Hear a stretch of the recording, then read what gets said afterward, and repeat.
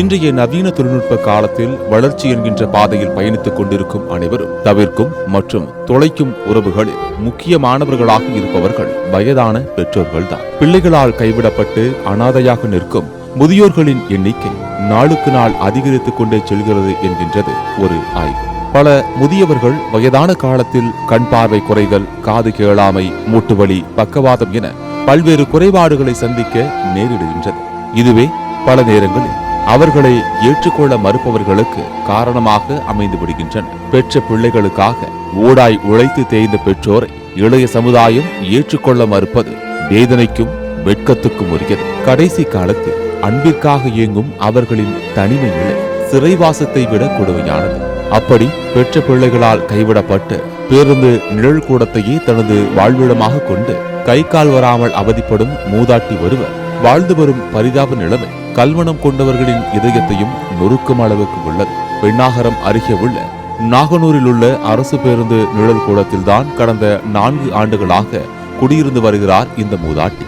ஆனால் கடந்த 2 ஆண்டுகளுக்கு முன்பு திடீரென நோய்வாய்ப்பட்டு வலது கை மற்றும் வலது கால் வராமல் அவதிப்பட்டு வருகின்றார். அங்கேயே உண்பதும் இயற்கை உபாதைகளை கழிப்பதும் அங்கேயே உறங்குவதுமாக இருக்கும் மூதாட்டியின் பரிதாப நிலைமை.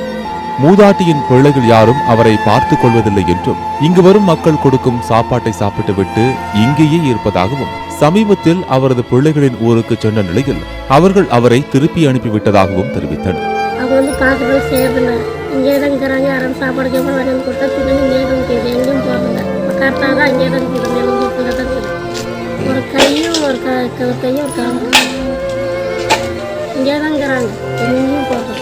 ஏதோ வரவங்க போகிறவங்க இது காசு 10 கொடுப்பாங்க, சாப்பாடும் கொடுப்பாங்க. இது அதுதான் பொழப்பு ஓடிட்டு. இது வரைக்கும் யாரும் வந்து பார்த்து யாரும் இது வரைக்கும் பார்த்து சொந்தம் பார்த்து அவன் சொந்தம் பார்த்து எங்கே இருக்குதுன்னு தெரிய மாட்டேங்குது. பேசுறதெல்லாம் நல்லா தெளிவாக பேசுது. எந்த ஊர் என்னன்னு கேட்டிங்கன்னா பெங்களூர் போயிட்டுங்க. பெங்களூரில் பசங்க இருக்கிறாங்க. அப்போ பசங்க சேர்த்து மாட்டேங்கிறாங்க அப்படின்னு. எத்தனை பசங்க? 2 பசங்க தான்.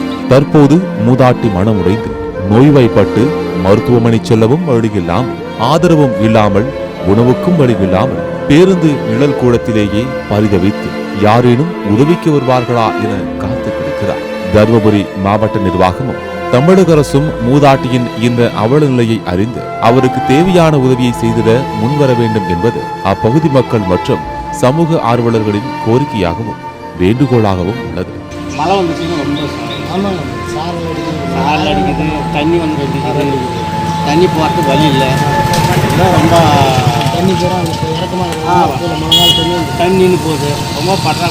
ரொம்ப கொடுமையில சூழ்நிலை. முதுமை என்பது ஒருவரின் வாழ்க்கையில் நிம்மதியான காலங்களாக மட்டுமே இருக்க வேண்டும். மனித வாழ்க்கை ஒரு சங்கிலி தொடர் போன்றது. இன்று பெற்றோரை எப்படி நடத்துகின்றோமோ அப்படித்தான் நாளை முதுமையை அடையும் போது நடத்தப்படுவோம். இதனை மனதில் ஆழமாக பதித்துக் கொள்ளும் போது பெற்றோர்கள் எப்போதும் அந்நியர்களாக தெரிய மாட்டார்கள். சத்தியம் செய்திகளுக்காக தருமபுரி மாவட்ட செய்தியாளர் ஸ்ரீனிவாசனுடன் செய்து கொள்ளும்.